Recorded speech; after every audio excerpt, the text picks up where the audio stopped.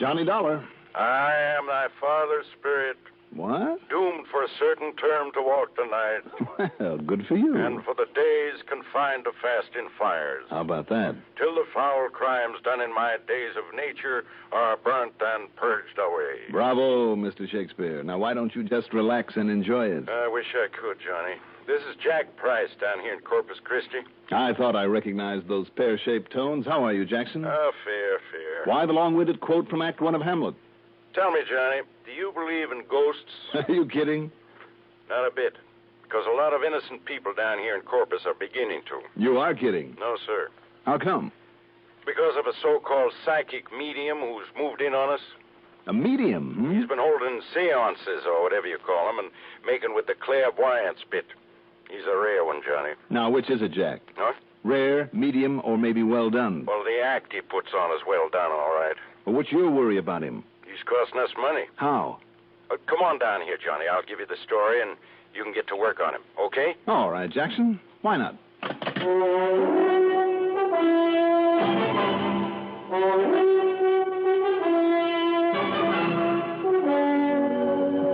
The CBS Radio Network brings you Mandel Kramer in the exciting adventures of the man with the action-packed expense account. America's fabulous freelance insurance investigator. Yours truly, Johnny Dollar.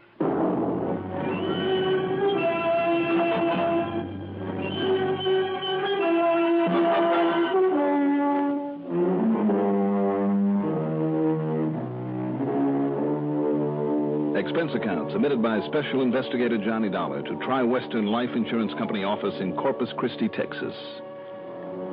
Following is an account of expenses incurred during my investigation of the medium rare matter.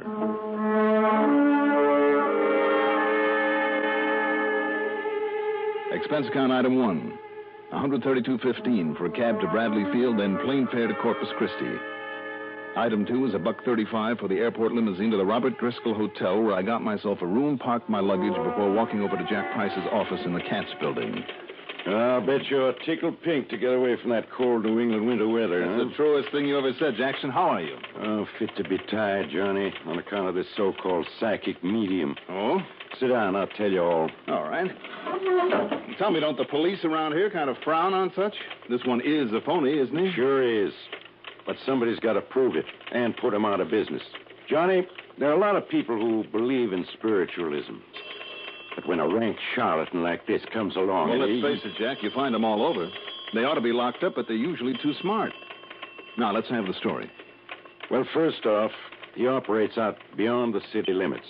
That's why our Corpus Christi police are helpless. Yep. His name is Vishnu.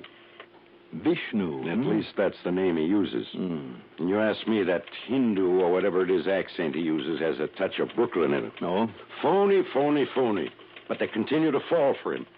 Knowledge of the past, present, and future. Mind reading, message from the dead. Phooey. You really don't like him, do you?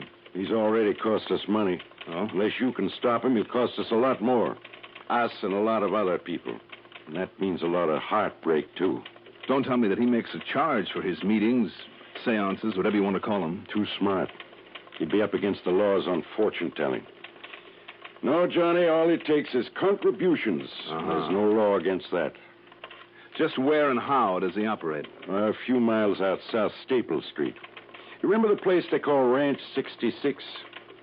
Wasn't that a gambling joint, among other things? Well, they prefer to call it a roadhouse. Anyhow, on a side road ways beyond Ranch 66 is a little theater that's been empty for years. Mm-hmm. And now, all decked out in fresh paint, with a new facade, it's Vishnu's Temple of the Living Truth. And, Johnny, every single night of the week, that place is packed with the poor suckers who think he's some kind of a new prophet. He must be good. He is. He's great. And, brother, you should see the money they lay on the drum. Plenty, Right. Including proceeds from the insurance policies they've been cashing in. Ah, so that's where it hurts. You bet it does. We've made a big thing over the years of insuring the little guy. The one that some of the big companies don't want to bother with. Policies for only $1,000 or $2,000. Don't you see, Johnny? Those are the people who need that insurance. And you've got to stop him. Well, Jackson, I don't know. You've got it, Johnny, before any more of these people get hurt. Every single night they're out there shelling out their dough to hear his glorified magic act. People from all over this part of the country. Oh? Yeah. Oklahoma, Arkansas, Louisiana, Mississippi, Alabama, wherever he's carefully planted his literature. At least that brings some extra money into this thriving city of Corpus Christi. Wrong. I forgot to tell you. The suckers don't know it, or if they do, they don't care. But he also owns a big old hotel that just happens to be only a block away from his temple. It's always jammed with his followers. This thing's been going on for over a month now, so he's really cleaning up. But mostly, of course, on the contributions. I don't know, Jack. I mean, if he's not committing any actual crime... I think he is. What do you mean? What sort of crime? Murder. Murder? Yeah. He's been getting his people his followers to name him as the beneficiary of their insurance. Not the temple, Johnny, but him. Oh? Yeah, and listen. Go ahead. In the last 2 weeks, for no apparent reason, and remember that. Yep. 2 of our clients, both of them in good health, but neither of them wealthy or anything like that. Yeah, go on. For no apparent reason, they've been murdered. And the murders are unsolved. And you think this Vishnu did it? Now, wait. No, he's too smart. But knowing his influence over his followers and their fanaticism, the way that some of them do anything for him, and I mean anything, Johnny, even murder. Well, what do you think? You want to look into it? Looks like somebody better, doesn't it? Good. Now, just how do you plan to start your investigation of this phony mystic, this Vishnu? Well, it seems to me, Jack, that it might be smart to go on out there to his temple and catch his act. That's what I thought. So here, you better have this. What's this? An admission ticket. You mean you have to have a reserved seat? Sure do. And here you are, for row H, seat number 43. Well, I thought you said there was no charge. Well, there isn't.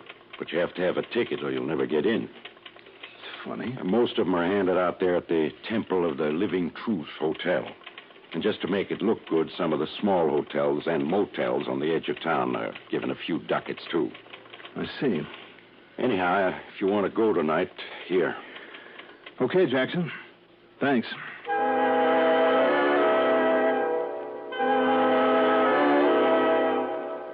Item 3, $50 deposit on a rental car. By the time I'd got it and going back to the Robert Driscoll to freshen up, well, item 4 is $6.80 for a cocktail and a leisurely dinner. Then I drove out to the Temple of the Living Truth. Literally scores of people were standing around begging to be let in. But only those with tickets for reserved seats were admitted. And remember that. Reserved seats. The audience, or rather the auditorium, held something over 100 people. And the house was packed. The wide, shallow stage was hung with gray velvet drapes and was bare, except for a sort of reading stand or lectern. There were steps leading from the audience to stage center. And Jack had been right. Most of the people gathered there looked like rather poor folks. The very kind most likely to be taken in by this self-styled mystic. My ticket stub said the service would start at 8:30. At exactly 8:27, the lights were slowly dimmed, except for a blue spotlight that shone on the lectern and on the steps that led up to it. And from somewhere came the recorded music of an organ.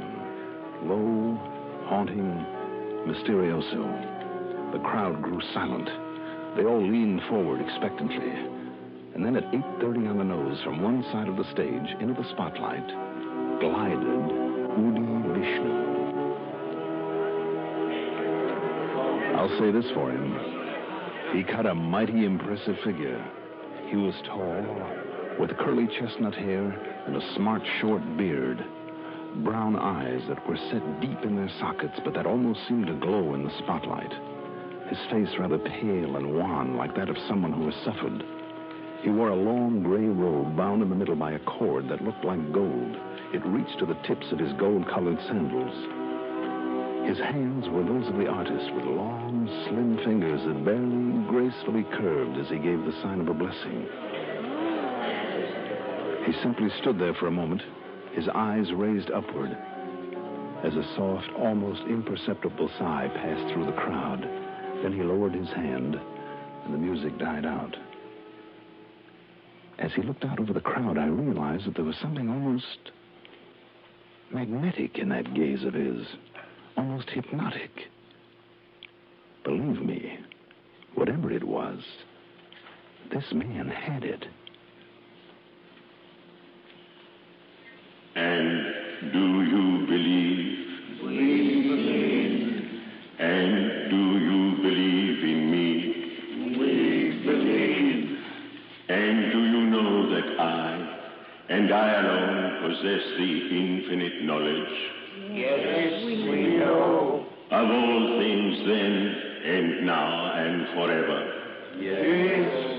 Then you know, my children, that through me, you too can be possessed of supranormal, supernatural powers, can share my unification with the omnipotent consciousness that rules the cosmic destiny of all mankind. My bond with the supreme intelligence, and you can gain psychic powers beyond belief. Know all things about all people. Yes. Now, these tremendous forces lie dormant within you. They must be aroused and developed, as only I can show you how. If you will uphold me, not only in worldly things, but in things spiritual. If you will believe in me, and show me that you believe, your lives will be successful, full, and complete. Yes. You know this. Yes. Then be silent. As I close my eyes, as I concentrate on someone here I have never seen before, but who will be the first tonight to be relieved of all worldly cares, who is one of the elect to share with me the... Yes, I see now a number. The number H41. Oh, it's me. Really? That's my ticket. My seat number. Oh, I'm sorry, mister. But see, it's the number of my seat. Yes, I see, miss, but no, wait a minute. I mean... Patience, my child, that I may speak. Oh, I'm sorry. In the eye of my mind, there comes a vision now. A farm in Oklahoma, near the town of Yes, El Reno, yes. Oh. And a little girl, perhaps 10 years old. Her name is Martha. Oh, that's my name. Martha Winter. Yes. And with her, a little dog. The dog. The dog she was not supposed to have. She never told her mother. His name was Skipper. Skipper. I'd almost forgotten. Then Martha's school.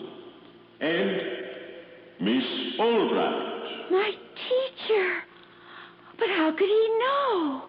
Yes, who alone helped Martha decide not to run away from home. It's true. And now, when she got the call to come here to see me, but she left the car, an old one. It's blue. He's right. 43U7418. Oh, that's the license number. But it's back in Oklahoma. Are you here, Martha? Yes. All you said is true. And do you believe? Yes. Do you all believe? Yes.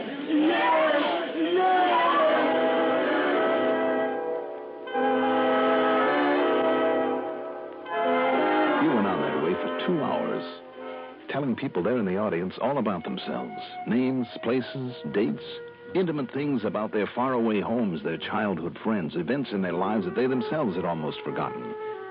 Believe me, it was impressive and very convincing. And when he promised eternal supernatural help for all those who would help him, brother, you should have seen the money pour into the collection baskets. After it was over, in the crowd outside, I talked with those people to find out how he had learned so much about them. But they'd only arrived that very day, that morning. And more important, not one of them had told anyone, not anyone, of the personal things that he had known. Who could blame them then for believing him, and for believing in him, and for going on back to their farms or whatever, convinced that thanks to him all their troubles were over and forever?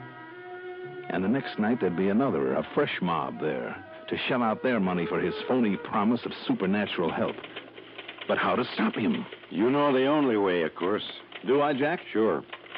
Somehow prove to those followers of his how he actually does get all that information about him. But it's pretty fantastic, isn't it? He's never seen them before, doesn't even have any way of knowing they're going to be there. Yeah, he's mighty convincing. And what he does is just plain impossible. But until you or I or somebody can duplicate his act, then tell him it's all a phony. But how?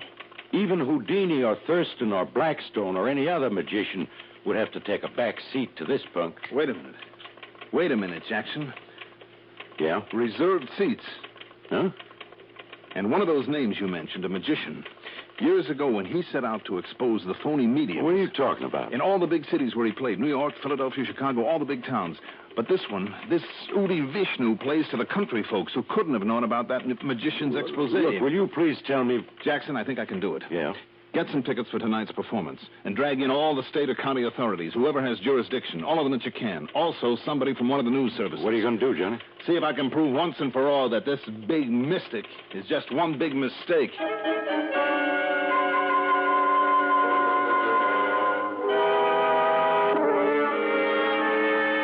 The next few hours were about the busiest I ever spent. First of all, through a contact there in Corpus Christi, whose name I had better not mention, I got the answer to the one key question in my mind. Amount of the latest monthly phone bill paid by the Temple of the Living Truth Hotel. Then, on the excuse that I wanted a reservation for the night, I paid a visit to the hotel. Needless to say, all the rooms were taken, but I sneaked a good long look at the register, and sure enough, beside the name of each guest were the two things I needed to know: home address and ticket number for the night's meeting. Only let's call it performance now. Then back in town, I ran up item 4, $121 in telephone calls. I know, a lot of calls, but very necessary ones. Then, I don't know where and how Jackson got the tickets, but he did. And there in the audience with us were 6 or 7 state and county cops, out of uniform and looking fresh off the farm, and 2 reporters from the National News Services. Again, the house was full. Again, the dim lights and organ music. Again, the opening preliminaries. Do you believe? We believe. And do you believe in me? We believe. And do you know that I alone possess the infinite knowledge?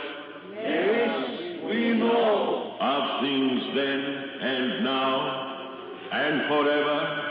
Yes, yes, yes.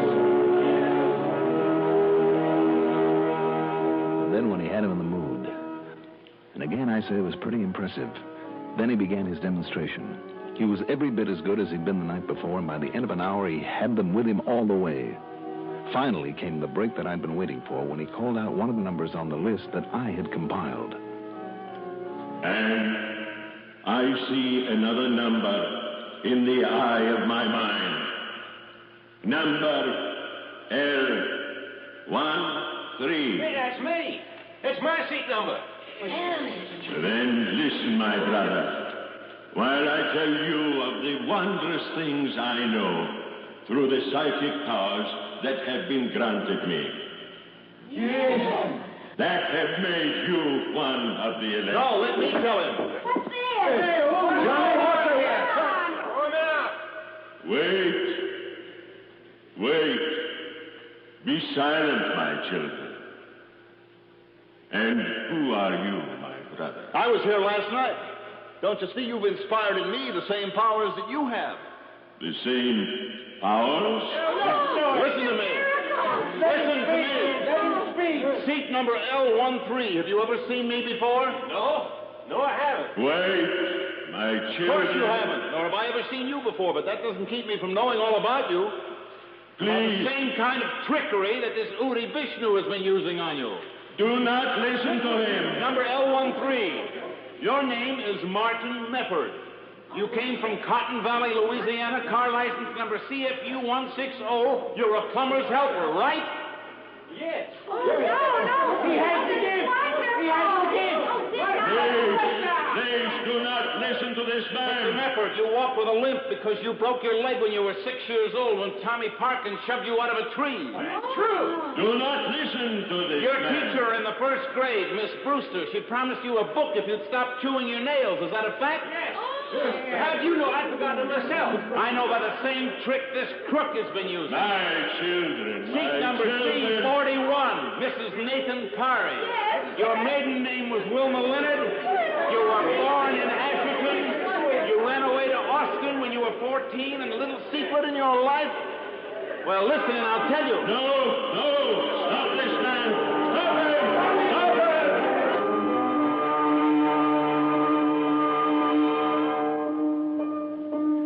By the time I got through telling some of those people stuff that even Udi Vishnu hadn't found out about them, and some of it was pretty personal, they fairly tore the place apart. Then when Udi dragged a gun from under his robes to protect himself and pulled off a couple of shots, well, then the police moved in. As for the radio newspaper story that followed, well, believe me, Udi Vishnu, whose real name turned out to be Bernie Bildrick, won't try that caper again, even if he does get out of a pen. But you still haven't told me how you got all that dope on those people, and in only a matter of hours, John. Same way he did, Jack. And some of it pretty intimate stuff, too, and stuff they couldn't have told you because they'd forgotten about it. What's more, you'd never seen them before. How, Johnny? Look, the tickets were free, but all the seats were numbered, reserved. Now, there had to be a reason, Jackson. That's what reminded me of the famous magician, the trick that he'd used up in New York. Yeah? He'd call the ticket agency, the hotel, find out the name and address of a guest who'd bought a ticket to his show. Well, down here, of course, All I had to do was look at the register, right there at the Temple of the Living Truth Hotel. which will soon be out of business, I promise All you. right. Having seat number, name, and home address, I got on the phone. That Mr. Martin Mefford from Cotton Valley, Louisiana. I called the police chief there and the mayor. On the information they gave me, I called his old school teacher, 2 cousins, a couple of boyhood pals, an old girlfriend. Jackson, by the time I got through, I knew more about him than he did about himself, and the same with the others. Well, I'll be darned. So that's that. You certainly proved your point. Point? Big mystic? No. Big mistake. Whether they can pin the 2 murders on him that Jack told me about remains to be seen. That's up to the authorities and out of my hands now. Expense account total, $465.30. Yours truly, Johnny Dollar.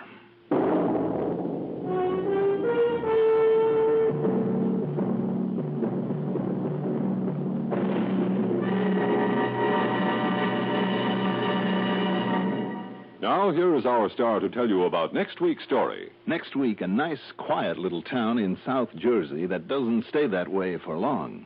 Join us, won't you? Yours truly, Johnny Dollar. Yours truly, Johnny Dollar, is written by Jack Johnstone, produced and directed by Bruno Zerato Jr., music supervision by Ethel Huber. Johnny Dollar is played by Mandel Kramer. Featured in our cast were Maurice Tarplin as Jack Price, Dan Arco as Udi Vishnu, Evelyn Juster as the first woman, Bill Lipton as Martin Mefford, Tony Darnay as the second woman. Also heard in our cast were Guy Rep and Sam Raskin. Be sure to join us next week, same time, same station, for another exciting story of yours truly, Johnny Dollar. Art Hannes speaking. The #1 network for news, expanded CBS News on the CBS Radio Network.